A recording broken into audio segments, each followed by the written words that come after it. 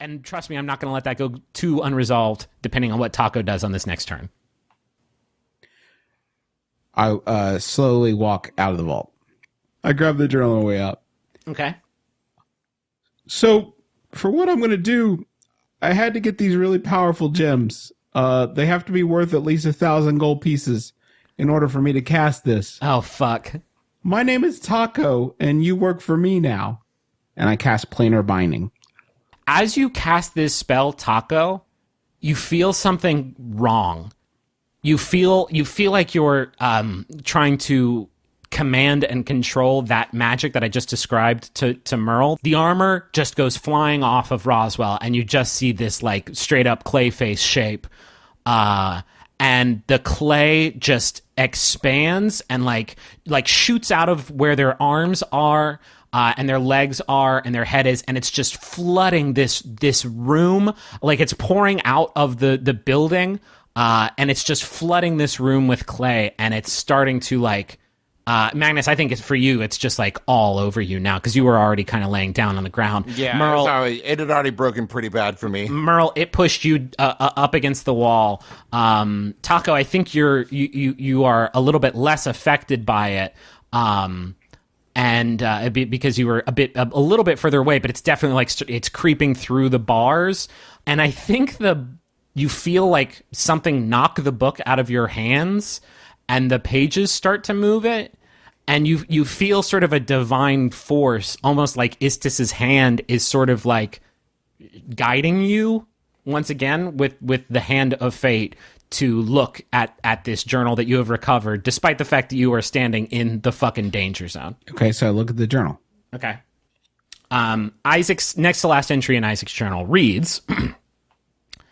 My daddy was a safety inspector for mines operating all throughout the northern counties of the Sword Coast, and as you might imagine, that made for a very cautious upbringing for myself and my kin.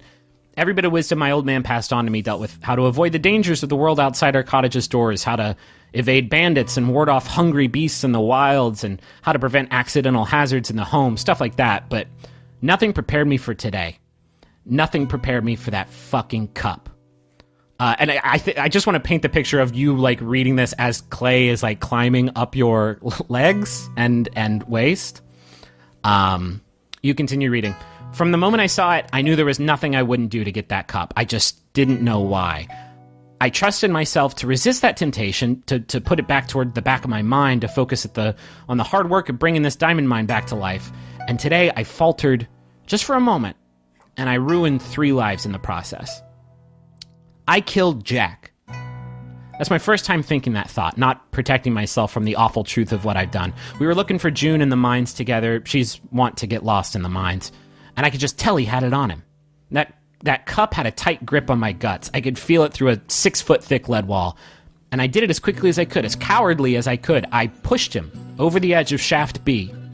And he fell. As he fell, he turned to face me, and he shouted his last word.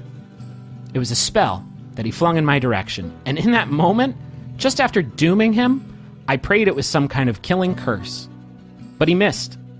It flew over my head as he sank into the black below. And when I looked behind me, I saw my prize. The cup I had killed my very best friend for, in June's hands. She grabbed it right where he dropped it. Only by perfect irony, she was frozen in place right there by a barrier that I just cannot penetrate, shielded by a power that I craved enough to kill for. There's nothing I can do to get her out of that state. I tried it all. And there's nothing I can do for Refuge, now that she's trapped us all in here too. I deserve damnation for what I've done. Refuge doesn't. That's the next to last entry. And as the clay is like almost completely overtaken you, you read the final entry, which says, I figured out what that spell was. Jack's last spell. He conjured an earth elemental, a guardian, to protect June, protect all of Refuge in his absence. I met it just on the outskirts of town. Refuge deserves a better guardian than myself, that's for sure. So I equipped them with some gear, gave them a name, Roswell, for my dad, and set them on patrol using the summoning spell's command word. And that word might be the hardest thing to stomach.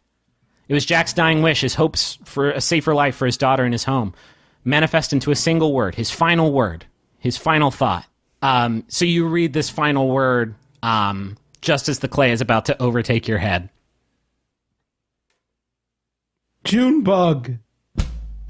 And just as quickly as this monstrosity had sort of exploded and enveloped everything in this room, the clay contracts and is pulled back into Roswell's sort of base form.